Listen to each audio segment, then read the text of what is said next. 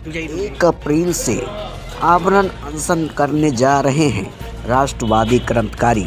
जब तक नहीं होगी रीगा चीनी मिल का चालू का निर्णय, तब तक बैठे रहेंगे अनशन पर।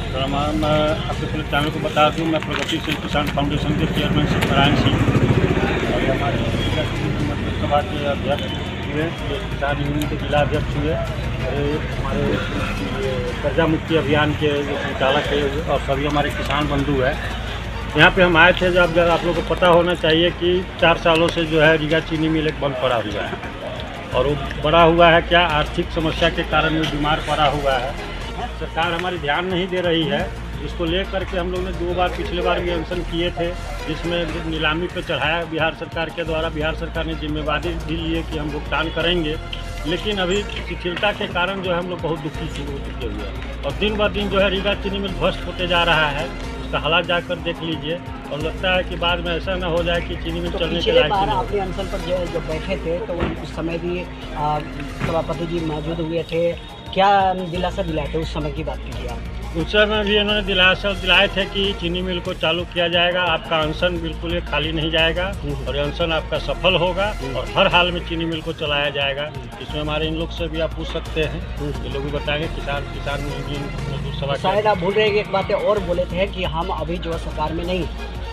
हाँ सर, अब तो सरकार में है ना, अब तो केंद्र में भी बीजेपी है और बिहार के अंदर में भी जो है आपका दोनों गठबंधन चल रहा है। तो मैं समझता हूँ कि अभी भी इनको लोक लज्जा शर्म आनी चाहिए।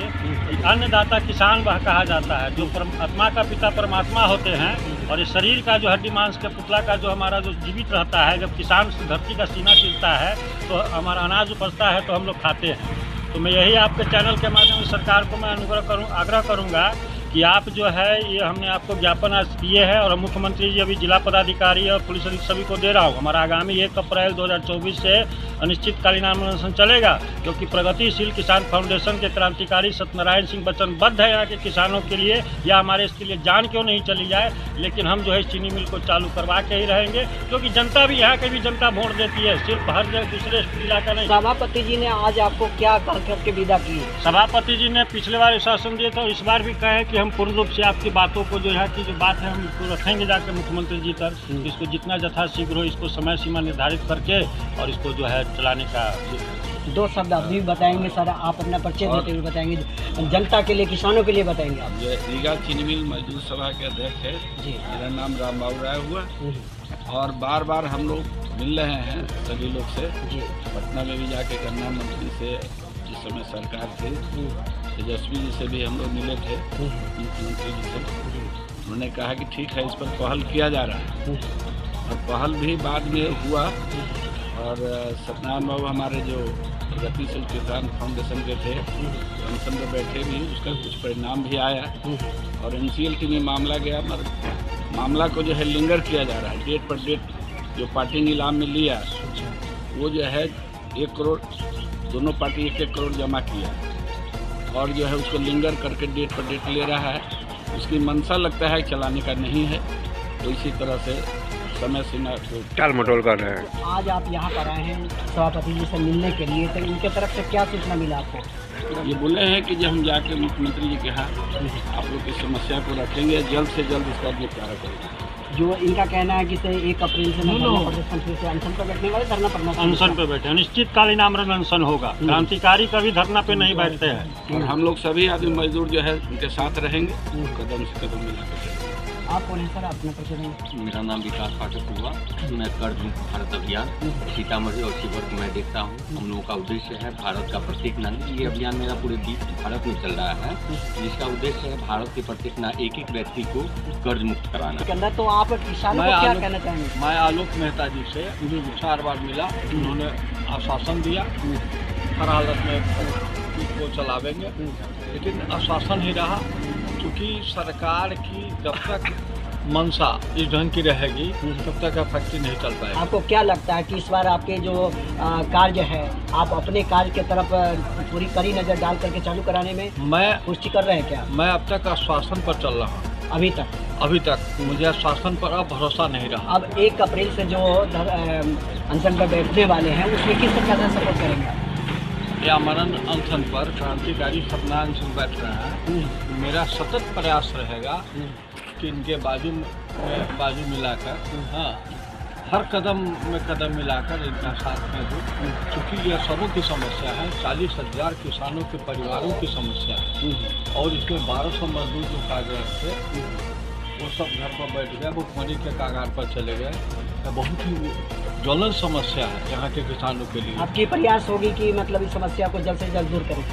चूँकि मेरा प्रयास इसलिए है कि 4 जिले के किसान इससे प्रभावित हैं और डायरेक्ट प्रभावित है, इनडायरेक्ट नहीं। इससे यहाँ के किसानों की स्थिति बहुत नाजुक हो गई है। गन्ना यहाँ का ऐसा फसल है, मुख्य फसल ऐसा है कि यहाँ का डीप लैंड है, यहाँ गन्ना ही उपजता है बढ़िया ढंग से।